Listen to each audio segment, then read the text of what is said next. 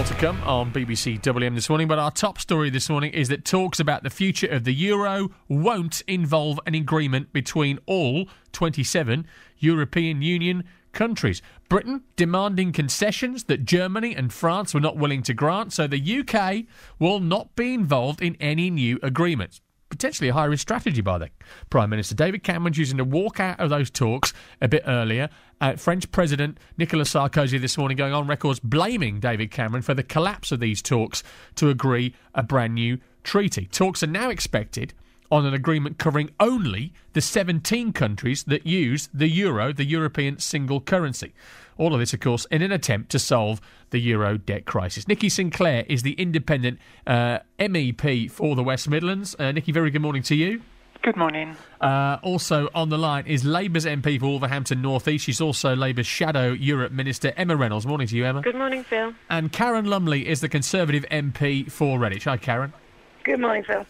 Nikki Sinclaire, if I can start with you. Are you in Brussels now, are you? That's right, yeah. Right, OK, so obviously very closely linked to what's been going on overnight. Has David Cameron done the right thing, backing out of these negotiations? Well, what I think it actually shows, that David Cameron's position and the Conservative Party's position saying it can negotiate with Europe, it's shown it obviously cannot. It has the biggest problem with the European Union, it has to find unanimity among 27. And I don't understand really what the ability to do. Because the thing that set up the euro was the Maastricht Treaty. And we all remember in the 90s the arguments about the Maastricht, and it had to be ratified by all 20, all the member states. There was 15 as was then. So I'm not quite sure exactly. We're going to have to look at the small print. I can't see how these 17 can go off on their own. But what this actually does show, and I think really most importantly, is that the Conservative position of in Europe but not run by Europe cannot be the case. And it goes back to what I was saying. We need a referendum once and for all to decide, are we part of this or are we not? This halfway house is actually damaging our country. So all the way in or all the way out, and you'd obviously have us all the way out. Karen Lumley, the Conservative position isn't sustainable, and David Cameron he's been accused of really playing to his domestic audience. Karen Lumley here, hasn't he? No, David Cameron stood up for Great Britain, which is what we expect him to do. We expect him to go there last night and stand up for our country. You know, goodness me, just imagine if we had joined that euro and this morning that we were in the position of waking up having to bail out Greece and everybody else. You know, we've got enough problems in our own country without having to be part of that. I'm proud of David Cameron this morning. He stood up for the people of Great Britain, and that's what we expect our Prime Minister to do. So, Emma Reynolds, David Cameron's done the right thing. He's defended Britain's interests, and we're right to be out of these talks. Well, just to remind your listeners that it was a Labour government that kept the UK out of the euro. The Prime Minister, I think, has done the wrong thing because he's left us completely isolated, completely marginalised. The Eurozone 17, there's a real risk that they will go ahead now, meet more frequently, have a treaty of their own, and take decisions on the single market and other issues which affect us without us being in the room. If David Cameron had spent more time talking to European partners rather than pandering to his Eurosceptics with unrealistic demands like repatriating powers, I don't think we'd be in this position now because we wouldn't be so isolated. And Nikki Sinclaire, he's taken the Tories back to the 19th century, the splendid isolation of the Victorian era, hasn't he? The bottom line is we are now isolated. We have no voice. We have no influence now in Europe.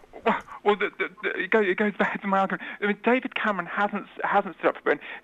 When he came to the dispatch box and said we shouldn't have a referendum, he said that his position would be to renegotiate and take back powers, and he actually stood on the general election of that. He said to the country, we will take back powers from Europe, and he has failed in those negotiations. He's a failed negotiator. He hasn't stood up for Britain, and then the only way I want a national debate.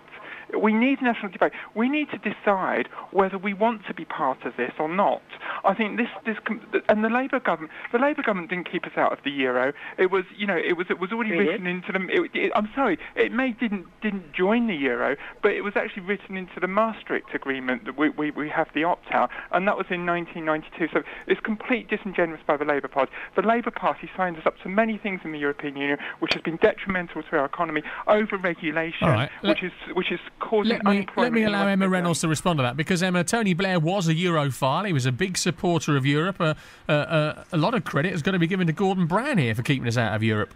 Well, to be factually correct, Nikki's wrong, because we could have taken the country into the euro if we thought it was in the national interest. We didn't take the country into the euro. But what I would say is that it's in our national interest that the Eurozone sorts out its problems, because over half our trade goes to other European Union countries. Jaguar Land Rover has just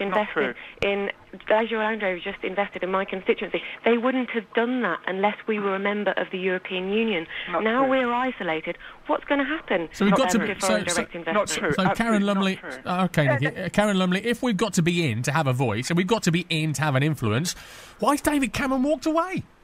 We are in. I mean, let's be clear, we are in, but we're not prepared to sign this treaty. May 2010, 17 states created a bailout fund. We weren't part of that, thank goodness. Let's be clear. Emma saying about Jaguar Land Rover and in her constituency. Well, people of her constituency want to be this morning waking up to signing up to bailing out Greece. That's not what I'm suggesting at all. That's not what I'm suggesting. Let's be clear, that's what's going to happen. These countries are going to have to start bailing out countries that are failing.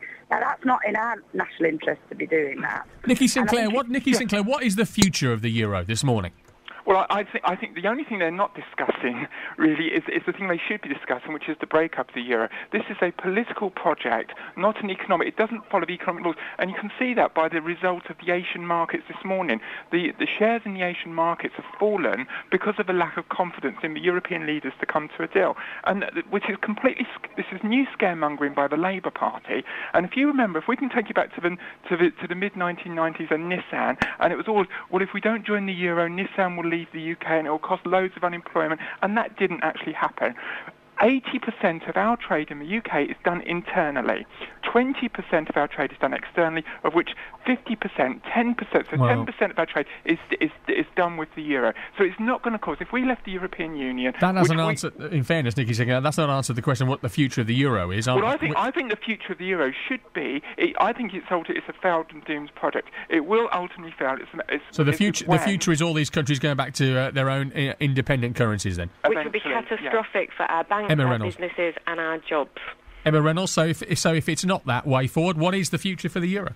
Well, they have to come up with a solution in which they have better economic integration of their currencies. At the moment, they only have monetary union, and that's a big problem because their economies are not aligned. So they are working towards a solution, and we're not even part of those discussions. To get the economies aligned, though, that means they've got to have the fiscal union that Sarkozy and Merkel want, and that's obviously not in Britain's interest. So David Cameron was right to opt out of those conversations, wasn't he? Well, no, actually, the government have been incredibly complacent about a two-speed Europe coming forward, and that's exactly what's happened now. Britain's not even going to be in the room when these talks are taking place, when actually what we're worried about is that the Eurozone 17 will start taking decisions about the single market which affect us without us, and we should have been in the room seeking guarantees on that. But Cameron is too weak and divided with his party that these European partners aren't listening to him. Karen Lumley?